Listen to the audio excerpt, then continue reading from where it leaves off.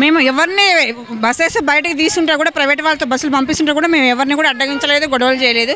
శాంతియుతంగా మా ఉద్యమం మేము చేస్తున్నాము. దానికి కూడా మమ్మల్ని అరెస్ట్ చేసి ఆడవాళ్ళని చూడకుండా అరెస్ట్ చేసి తీసుకెళ్లడం, అందరినీ తీసుకెళ్లడం చాలా బాధాకరమైన విషయం. గౌరవనీయులైన ముఖ్యమంత్రి గారు, సీఎం గారు దయచేసి మా సమస్యను తొందరగా పరిష్కరించి ఈ సమ్మెను విరమింప చేసుకోవాలని మేము కోరుచున్నామండి. ముఖ్యంగా కొంతమంది కార్మికులు కానీ మహిళలను కూడా పోలీస్ స్టేషన్ తరలించే ప్రయత్నం చేస్తారు. మిగతా కార్మికులు ఎలాంటి వాళ్ళకు అండగా ఉండే ప్రయత్నం చేస్తారు? మేము ఎప్పుడు మా వాళ్ళకి మేము ఎప్పుడు అండగా ఉంటాము. వాళ్ళు అరెస్ట్ తీసుకుపోయి మమ్మల్ని ఏం చేసుకుంటాం? మేము అందరం కూడా పోతాం. మమ్మల్ని పోషిస్తారా? వాళ్ళు ఏమన్నా మాకు తిండి పెడతారా? మేము అలానే కూర్చుంటాం. పోలీస్ స్టేషన్ అరెస్ట్ చేస్తే పొద్దు నుంచి సాయంత్రం దాకా తిండి పెట్టి పోషిస్తారు. ఎన్ని రోజులు కూర్చుంటారు? పోషిస్తారు మమ్మల్ని అందరిని తీసుకెళ్ళి. ఎంత వేల మందిని తీసుకెళ్తారు? 48,000 మందిని తీసుకెళ్ళి పోలీసులు అరెస్ట్ చేస్తారు మమ్మల్ని ఏమన్నా?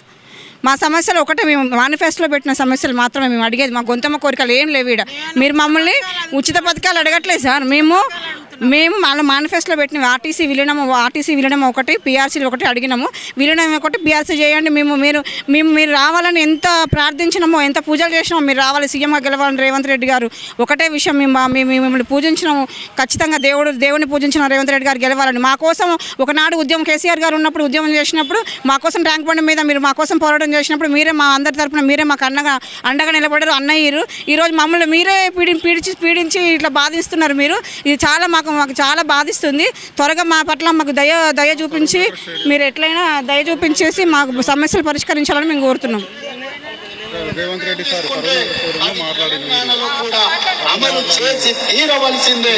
కార్మిక సోదరులారా, మీ న్యాయమైన కోరికకు, మీ పోరాటానికి తెలంగాణ సమాజం మొత్తం మీకు అండగా నిలబడుతుంది. ఇవాళ మీరెవరు ఆత్మహత్యలు చేసుకోకండి, నిలబడి కొట్లాడండి, బరిలో నిలబడి గీత.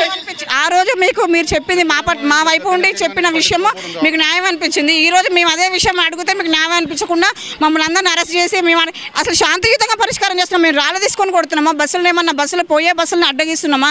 ఏది చేయట్లేదు. శాంతియుతంగా మాకు రావాల్సిన ఏవైతే ఉన్నాయో సమస్యలు వాటిని పరిష్కరించాలని మిమ్మల్ని ప్రార్థిస్తున్నాం, కోరుతున్నాం. అంతేగాని మమ్మల్ని ఇంత బాధపడుతుంటే ఒక మహాలక్ష్మి పథకం వచ్చేసి అది ఇంత సక్సెస్ఫుల్ అయిందంటే మేమే అన్న విషయం గుర్తుపెట్టుకోండి.